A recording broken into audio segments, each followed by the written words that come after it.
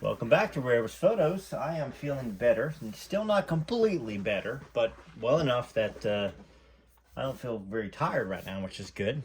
Um, I've got a 5 o'clock conversation with Derry Matera this evening, 5 o'clock his time, West Coast.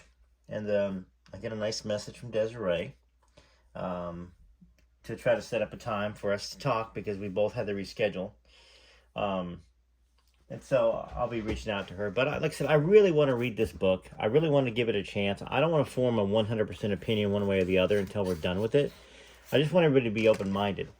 Um, we're finding a lot of this stuff is accurate. Some of the times and places, events, stuff like that. And then we're kind of finding through some research that some of the dates are a little off. Some of the ages are a little off.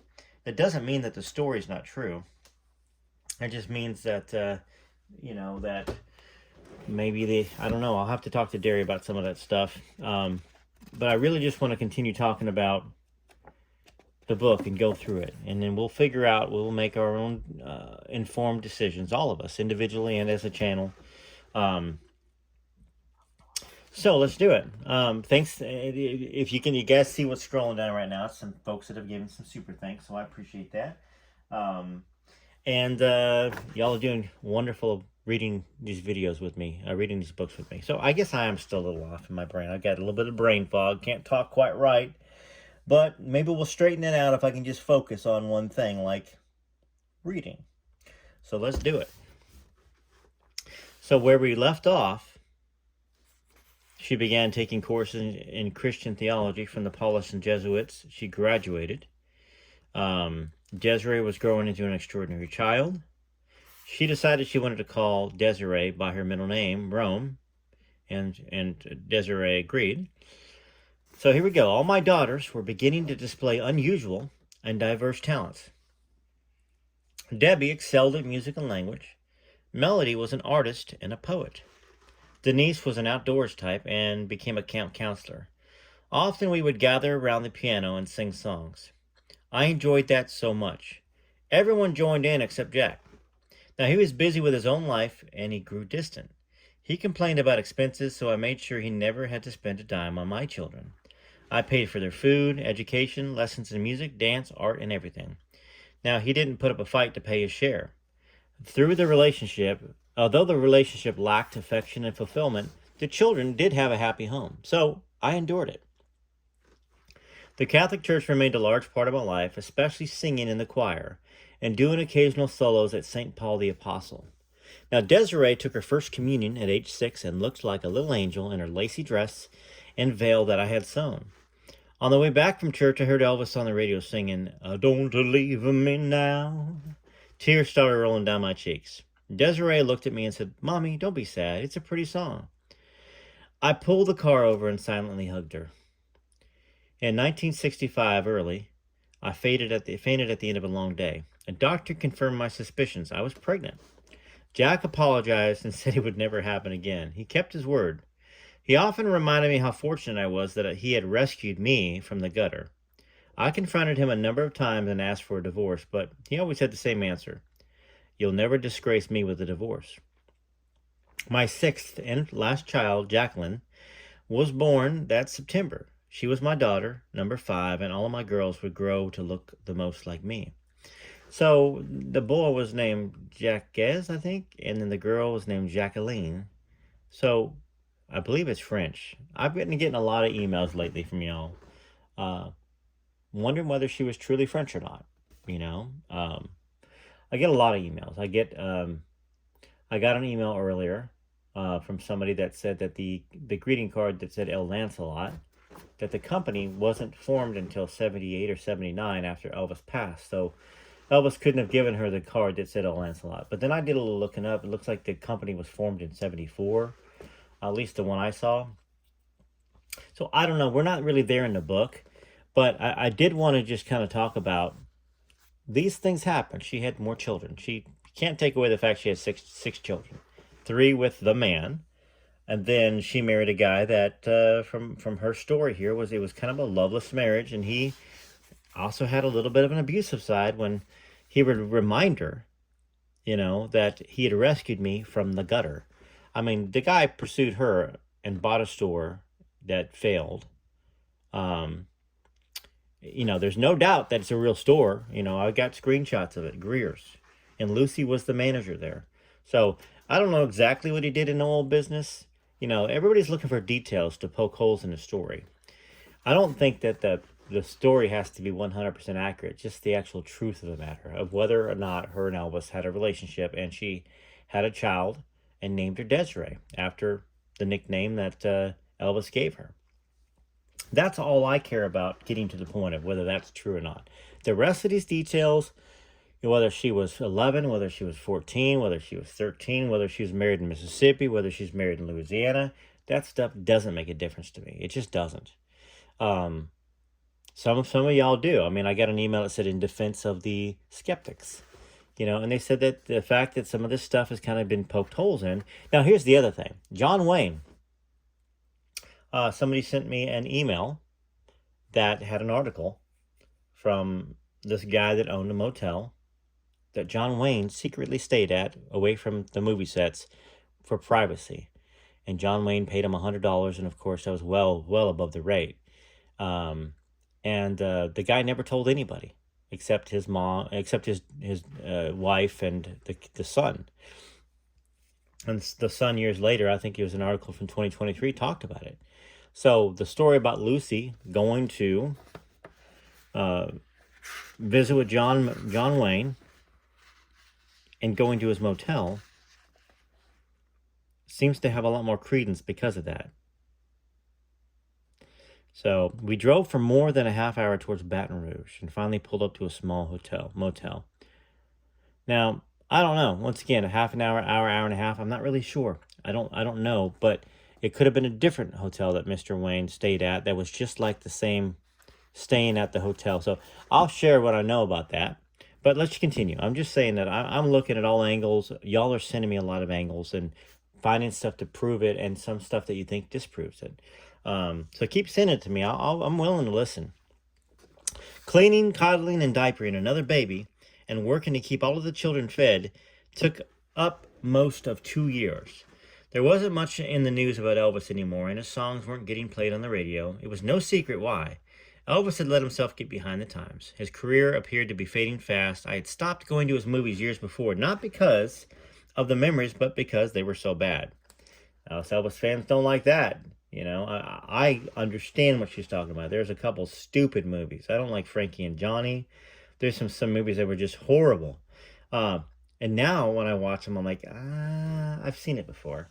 But I do still enjoy watching some of the other movies that I think have a lot of, that I could see he wasn't miserable in. But still, all those silly party pictures, each no different than the previous. What happened to the boy I knew who wanted to be a serious actor like Marlon Brando or James Dean? I never saw either of those two make a single movie of the type that Elvis kept making. His so-called brilliant manager appeared to be managing his career right into the ground. Priscilla had moved into Graceland just as the stories said she would. It seemed as if she had been there forever. Every once in a while a story would pop up saying that they were married, but the reports were always denied the next day. I still cared deeply for him, but Priscilla's residency and our 8-year separation combined to take the edge off the pain. That has to be 65, 66, this time period she's talking about. That meant I was crying only once or twice a month over him instead of every day. I continued to stay busy and try to improve my life.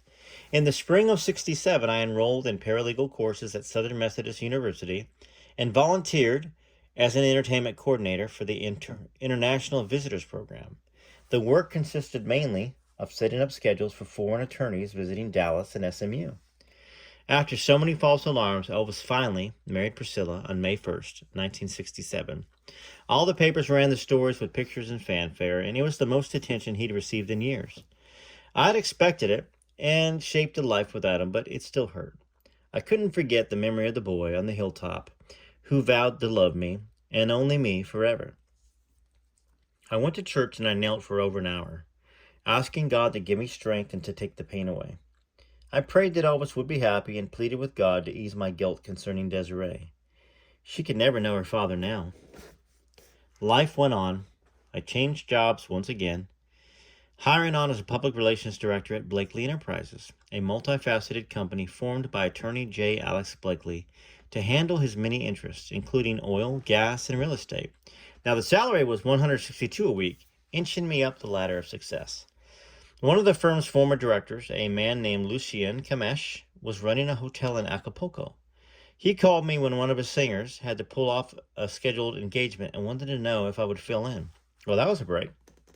When I informed Jack, we had a bitter argument. He looked down on entertainers and related any upswing in my career to a downswing in my morals. The opportunity was thus squandered. My last chance to pursue my dream I wanted since childhood vanished for the same reason all the others had. Someone else controlled my life. I wanted to run away but thought of my children. I had vowed to always put their interests before my own. They were happy in Dallas, had many friends, and were finally settling in somewhere. On a hot July day in 1967, I was home with Jacqueline when the doorbell rang. A florist presented me with a bouquet of 14 peach-colored talisman roses. The card read, "True love never dies." It wasn't signed. I called the florist and begged him to tell me who sent them. They stood firm, saying that they were like doctors, lawyers, and priests, and weren't at liberty to reveal the sender. They wouldn't even tell me why there were 14 roses instead of the normal 12. It suddenly occurred to me, 14 years, 1953 to 1967. Could the flowers really be from him? So this is July, so that'd be 2 months after he married Priscilla, if it was Elvis. I'm just throwing those dates out. At work, my mind wandered so much it was pointless to try to get anything done. I told Mr. Blakely I wasn't feeling well, and I went home. Sitting around idly made it worse. We had a reception and promotion for a French champagne coming up, so I steered my attention to the preparations. Mr. Blakely called and we discussed the guest list and other details. The phone rang again. I expected it to be Mr. Blakely with a forgotten question. My hello was greeted by long silence. The connection sounded scratchy, like it was a long distance. Is this Lucy? The voice made me tremble. Yes, I said, the lump in my throat nearly stifling my words. Who is this? There was another long silence, then a click. I held on, hoping the voice would come back. The dial tone came instead. The caller was Elvis. So, folks, we're inching into technology, 1967. Were there phone records in 1967? Are there phone records that still exist? I mean, I say all this stuff because y'all are sleuths. You're super sleuths, okay? I'm reading Lucy's book as if it really happened, and maybe it did. That's what I want to do. I want to give this story a chance. I believed it when I was younger, but we've got technology now to look into things, and we are finding a lot of these things are very accurate, and some of them are off on dates. And and I don't really want to get too far ahead of the story. I don't want to, like, a spoiler. You know what I'm saying? I don't want to do a ton of research myself right now. I don't want a spoiler. August of 67. I couldn't sleep that night. Why did he call after all these years? How did he find me? Would he call me back? Why did he hang up? Nothing but questions, tormenting questions. The next day at work was impossible. My mind was far, far away. 10 years in the past by a river in the fall. That night, my stomach was churning so much I couldn't eat. At 8:30, the phone rang. Hello? Lucy, is this you? Yes. This is John Jones. He paused. I paused. What could I say? Is this Lucy? Yes. Do you remember me? I couldn't speak. Are you there? Yes. Are you Lucy? Yes. Well, do you know who this is? Yes. I just found out where you are. Is it all right to talk to you? He sounded so unsure of himself. The confidence was missing. It's okay. Where are you? In L.A. I gotta see you, Lucy. We gotta talk. Please, please. He was pleading. Something was wrong. How? Please come out here. I have to talk to you. How are you? Fine, I said. The tears were rolling down my cheeks. How are you? Wonderful now. I found you. I must see you. I don't think I can. Do you want me to come there? Jack walked into the room and was staring at me. No, please. I can't discuss it now, I said. Can I call you tomorrow? Yes, yes, that'll be much better, I said in a businesslike voice. Please be there. I'll call you at 10 in the morning your time, Lucy. You'll be there, won't you? Yes, I promise. You sound so good. You have no idea how this makes me feel. Thank you. Tomorrow will be fine, Mr. Jones. I'll feel alive again, Lucy, just hearing your voice. Tomorrow at 10. We must talk. Goodbye, Desiree. Who was that? Jack demanded. Well, I told him it was someone from the Los Angeles Times, calling about one of the promotions. I immediately went to my bed in my separate room. Another sleepless night. Why was Elvis so upset? What did he want with me? I wasn't the glamorous dancer he once knew, just a homemaker with 6 children. The next morning, I realized that if he called at 10 Texas time, that he would have to get up at 8 his time. That was almost unheard of unless he was working on a movie or he had changed drastically. Maybe he was confused about the time. He wasn't. The call came precisely at 10. I was alone except for the baby Jacqueline. No, I won't do that to you. I thought about it. I thought about doing it to myself, too. Let's keep reading. Lucy? Yes. Are you alone now? I'm alone, Elvis. Oh, God, you sound so good. He was so emotional it sounded like he was crying. How are you, and how did you know where I was? There's so much happening with you. I have to see you. I must know some answers. I still feel the same about you. I love you.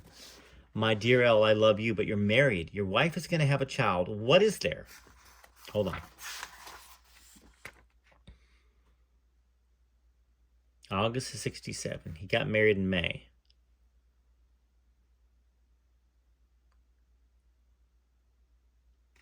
I don't know when the announcement was, but that she was pregnant.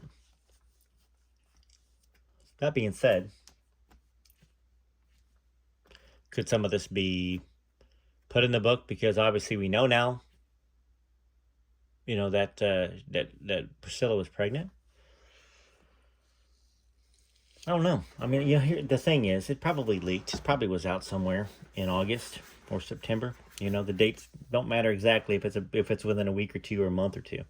Okay. You don't understand. I have to see you. I'd love to see you. There's so many things to explain, things you didn't know. Come now, today. I'll arrange it. I can. I have a concert Sunday, and I teach a Sunday school class. After that, I'll come. I'll get you a ticket and get a room. Don't worry. I'll call you next week. Don't change your mind. No, I want to see you too, but you don't have to make the arrangements. I'll take care of it. Same old Lucy, he said, laughing for the first time. That's good, baby. Can you make it Wednesday? Okay. I wish it were now, today. You don't know what I've been through. They told me you died in... Then Elvis said, I wish it were now, today. You don't know what I've been through. They told me you died in a snowstorm, and that nearly killed me. Then my mama died. He was choking up again. I lost everything. I didn't care about nothing no more. I had nothing. But you've come back. I have something again. There was a long pause. Baby, why didn't you call me? Why'd you let me hurt? There were so many stories. The other women. I thought you had changed. I'll never change. I wish nothing would ever change. Wednesday, baby, okay? Okay. Hey, before you hang up, tell me something. What happened to your accent? I almost didn't recognize you, he said. It's gone. I studied hard to lose it. Why? You won't understand. It just made me self-conscious. Why, I loved it. I know you did. But sometimes a woman needs to be respected more than she needs to sound cute. What? Never mind. We'll talk about it later. Wednesday. Okay, Wednesday. Maybe I'll get it back by then. Can you do that? That would be great. I'm just kidding, silly. But don't worry. I still speak French quite well. Great. Okay, Wednesday. For the first time in 10 years, my heart was soaring. Just hearing his voice made me feel alive, and I was so happy I forgot to ask him how he found me. That wasn't important. It was enough that he had. So this is Derry writing, I believe. Mary Jo Webb worked at Silverstein's for 22 years. She said she ran into Lucy at the Fashion Market in Dallas in the mid-1960s and discovered that Lucy was alive and well. After that, all the girls at Silverstein's knew that Lucy was in Dallas. Whenever anyone called and asked for her, we told them where she was. Do we continue from there? Do we? I mean, the thing is, I gotta look at time, what I can do.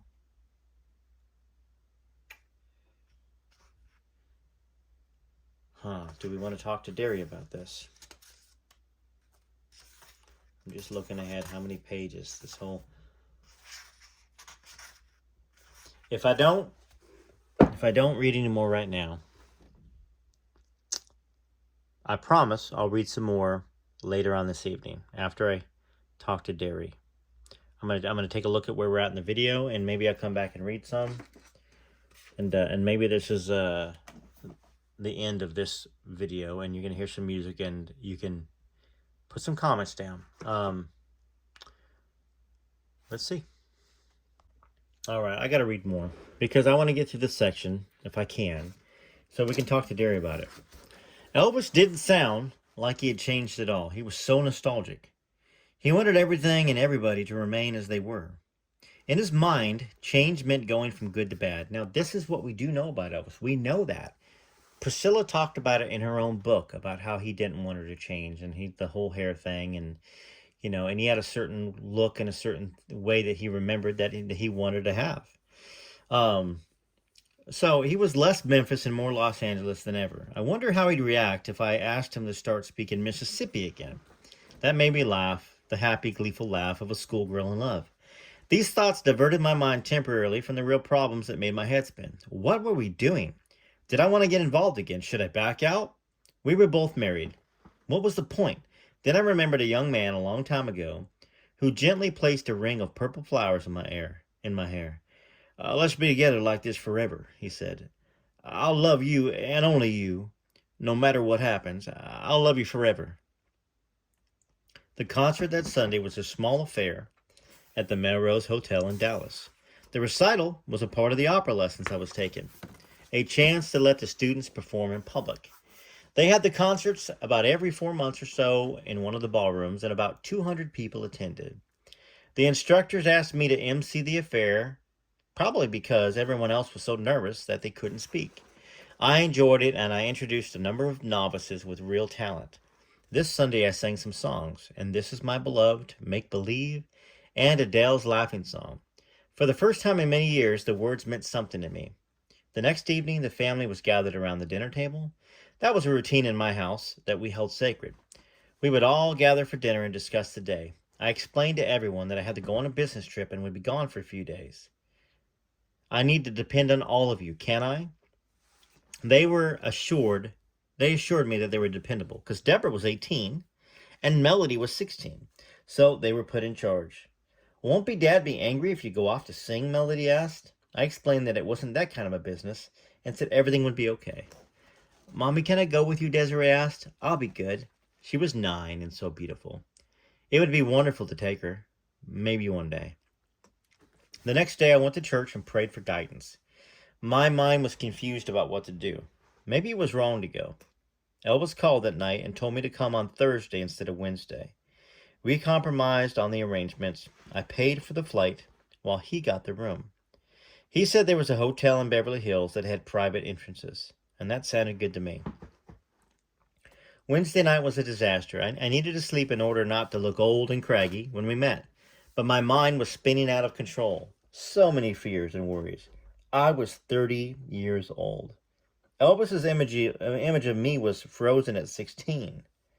Would he be disappointed? The next morning, I went to the linen closet, reached behind the towels, and pulled out a small paper bag. In it was a bottle of Janae shampoo. I had stockpiled a few bottles in case it went off the market, which it did. I washed my shoulder-length hair, then brushed it 1,000 strokes to make it shine. My hands were shaking, so I could barely get my makeup on straight. I smoothed my body with Royal Secret, which was a lightly perfumed French lotion. Then came the hard part, what to wear. I decided on a simple olive green trench dress with a cinched waist. The green accented my eyes. Elvis liked me in peach, green, brown, and gray. The dress looked good on my 105-pound frame, but not too obvious. Another anguished debate followed. What shoes? Flats? Low heels? Or knock 'em dead 3-inchers? Forgetting subtlety and comfort, I went for the black 3-inchers. The flight was smooth. My stomach was turbulent. The anticipation was killing me. I tried to read a magazine, but my mind wouldn't get beyond a sentence or two. When the seatbelt light flashed on signaling we would land soon, I nearly fainted. What if I got sick and I looked miserable? I rushed to the bathroom to check on my face one last time, which was silly because I knew Elvis wouldn't be waiting at the airport. Or would he? There's no telling what he would do. On the ground, I was approached by a chauffeur waiting for my luggage. He was tall, rod straight, gentlemanly, and spoke with perfect diction. Are you Lucy? I have a car to take you to your destination. Despite his dignified appearance and manner, I was frightened. Elvis may have changed plans. Who knows where this guy was supposed to bring me? Maybe to a house full of people. Thank you, sir, but I've already made arrangements. He was surprised and insisted I go with him. The more he did, the more determined I was to resist. Finally, he threw up his hands and gave in. I waited until he drove away in his long limo before waving down a cab. When I told the driver the Beverly Hills Hotel, please, he arched his eyebrows and went into a long history of the famous place. Seems many famous people stayed there, including Elvis Presley, and they always stayed in the same bungalows. Great. Same old Elvis, Mr. Discreet. The reporters would probably bang on the door a few minutes after I arrived. Well, the taxi driver wasn't exaggerating. The bungalow was impressive. Lush carpeting, beautiful draperies, a silky apricot bedspread, a breathtaking bathroom with bronze faucets, and even a telephone.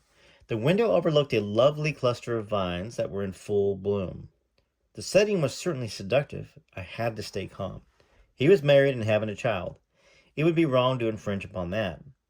Well, my happiness couldn't be built upon another's sorrow.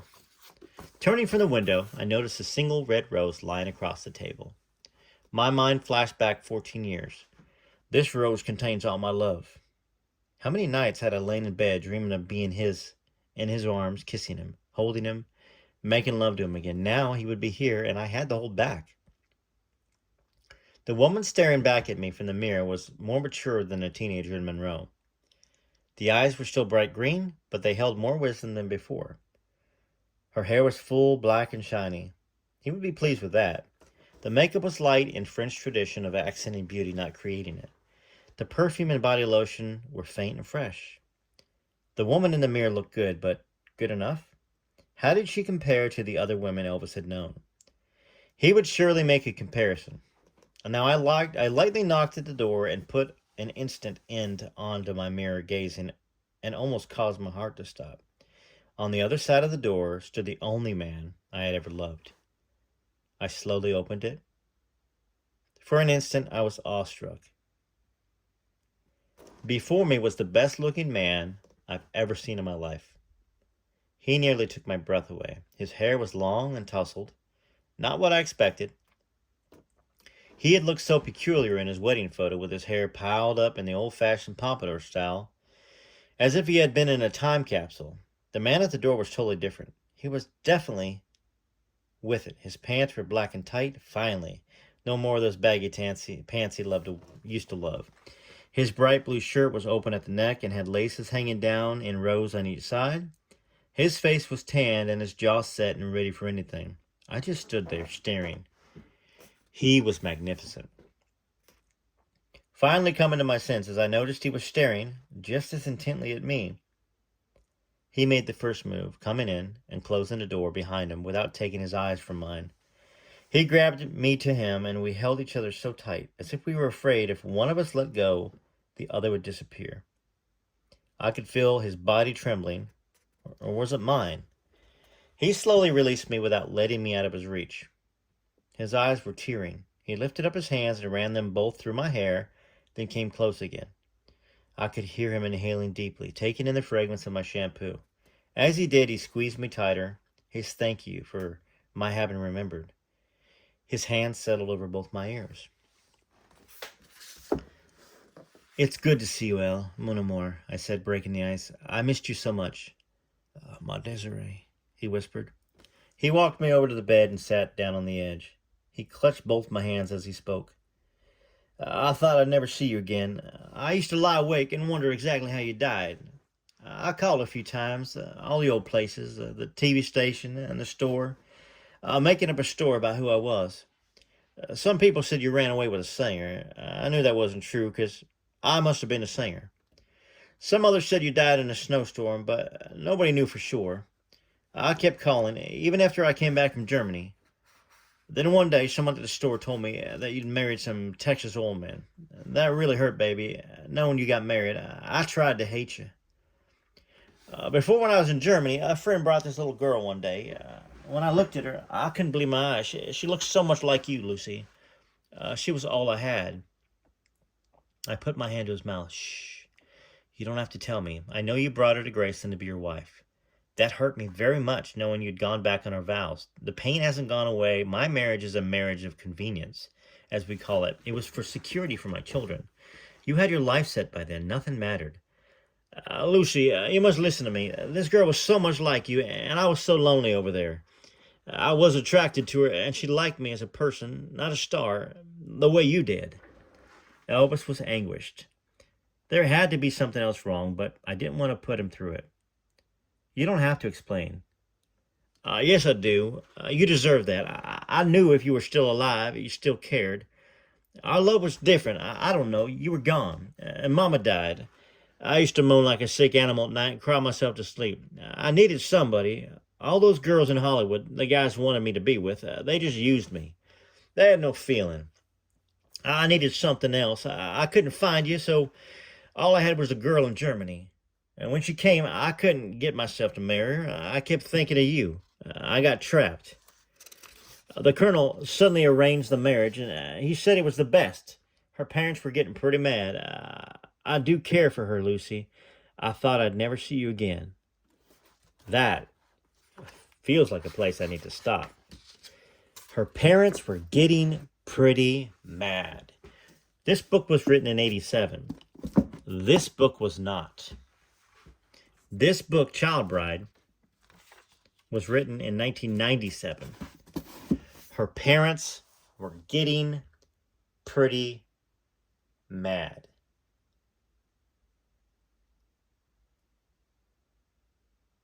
He was trapped. Dark hair, young girl, Germany, dark hair, young girl. Quiet and listened. Lucy, quiet and listened. Could it be? That's where I'm going to leave this at right now. I did read more than I was going to, but that's a good spot to stop. If y'all want to go back, rewind, research. First off, what was the Beverly Hills Hotel like? Was it out there for people to see these details in 1987 or 86 or 85 or 84? Was that what Elvis's bungalow was right? Is there pictures of it somewhere? Is there a way to research whether Lucy took a flight to Los Angeles? Can we find that out? I don't think so. Hotel was probably wasn't registered under Elvis. Could have been registered under John Jones. Could have been, once again, everything was pretty private back then. But take a look at everything I've read, for those of you that like to research. Rewind it, find the spots. I think there was one other thing that I kind of mentioned would be great. I still want to read more. I really do. Yeah, the phone record stuff. I don't think there is. Makes sense, though. If he kept calling and they had Silverstein, so it was still open then. Kind of like call forwarding, you know. They would let somebody know, you know. The description of the limo driver was that Elvis's regular limo driver. Do we know who he is? Do we know is there pictures of him? Might not have been. Might have been a company he hired, but I think Elvis was fairly a creature of habit. Anyhow, TCB TLC, let me play some music, and I'll be talking with Derry in a few hours from now.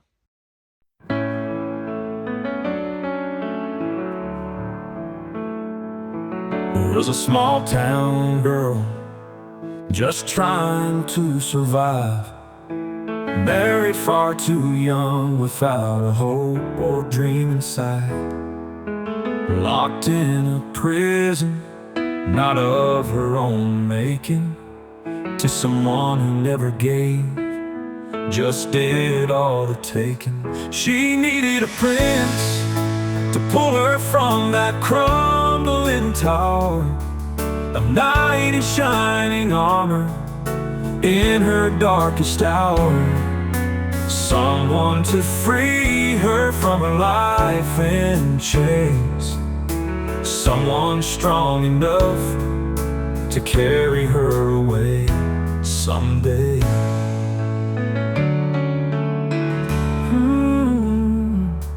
Then she met someone, they both shared a stage, but she was still too scared, so Lucy ran away. As fate would have it, later on that year, fate brought him back around, but she was still so full of fear. She needed a prince to pull her from that crumbling tower, a knight in shining armor in her darkest hour, someone to free her from her life in chains, someone strong enough to carry her away someday.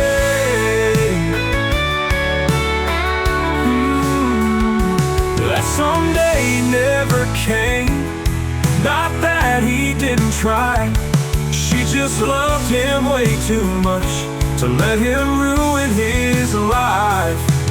But what he gave to her late one Memphis night became the strength she needed to survive. He was that prince that pulled her from that crumbling tower, a knight in shining armor in her darkest hour, someone who freed her from her life in chains, someone strong enough to carry her away. Elvis gave her Desiree. Elvis gave her, oh how hard he tried to save her. Elvis gave her Desiree.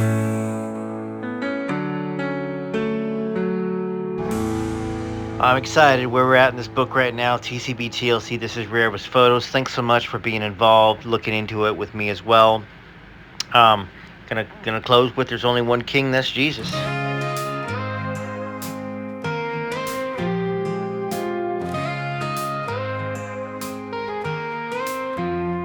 There's one king above all, a light that never fades, a name that we call in every prayer we say.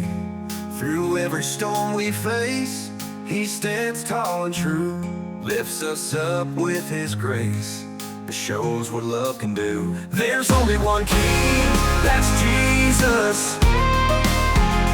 Only one king that guides and frees us. Every eye closed and every hand raised, there's only one king, that's Jesus. Set Elvis up on stage.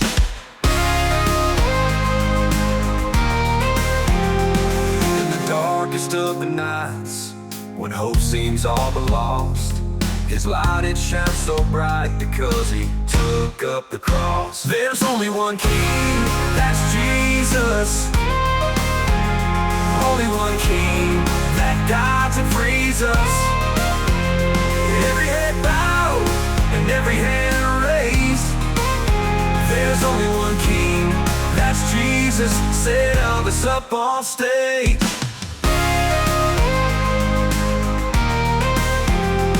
In the darkest of the nights, when hope seems all but lost, His light it shines so bright because He took up the cross. There's only one king, that's Jesus. Only one king that guides and frees us. Every head bowed and every hand raised. There's only one king, that's Jesus, said Elvis up on stage. He gave His life for us so that we all may live. Only one king, that's Jesus. Only one king that guides and frees us. Every head bowed and every hand raised. There's only one king, that's Jesus, said Elvis up on stage. Much love to everybody. I'm reading your emails, even those that are detractors. Send me your emails and send me what you think is the proof against this. And for those of you that think you've got proof that proves this story, send that as well. I appreciate everything that y'all been doing for us, TCB TLC. Till next time, this is Rare Photos.